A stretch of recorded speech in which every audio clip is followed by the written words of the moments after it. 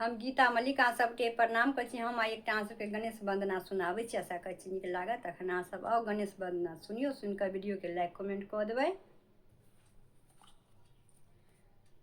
सबसे पहिले पूजा तोहार हो गौरी के ललन माँ।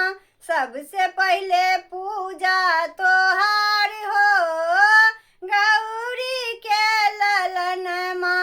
गौरी के ललन माँ हो गौरी के ललन माँ। गौरी के ललन माँ हो गौरी के ललन माँ। सबसे पहिले पूजा तोहार हो गौरी के ललन माँ। सबसे पहिले पूजा तोहार हो गौरी के ललन माँ। ब्रह्मा से पहिले हो विष्णु से पहिले। ब्रह्मा से पहिले हो विष्णु से पहिले। विष्णु से पहिले हो विष्णु से पहिले। शंकर से पहिले तोहार हो गौरी के ललन माँ।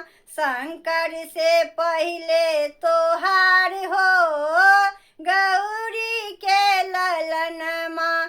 सबसे पहिले पूजा तोहार हो गौरी के ललन माँ। राम से पहिले हो कृष्ण से पहिले। राम से पहिले हो कृष्ण से पहिले। कृष्ण से पहिले हो कृष्ण से पहिले।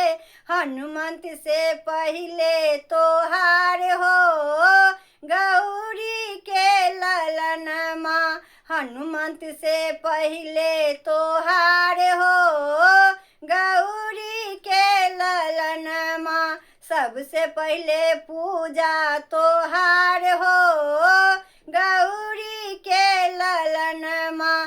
गंगा से पहिले हो जमुना से पहिले।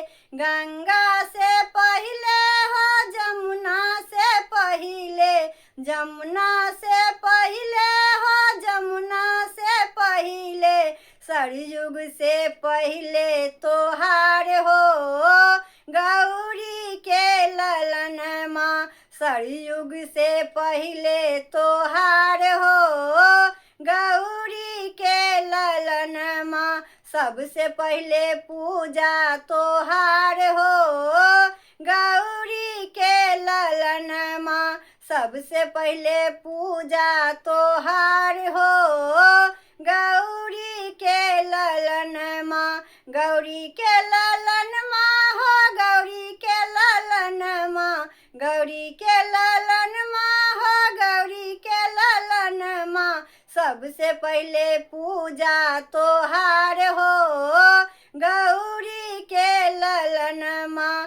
सबसे पहिले पूजा तोहार हो गौरी के ललन माँ। सबसे पहिले पूजा तोहार हो गौरी के ललन माँ।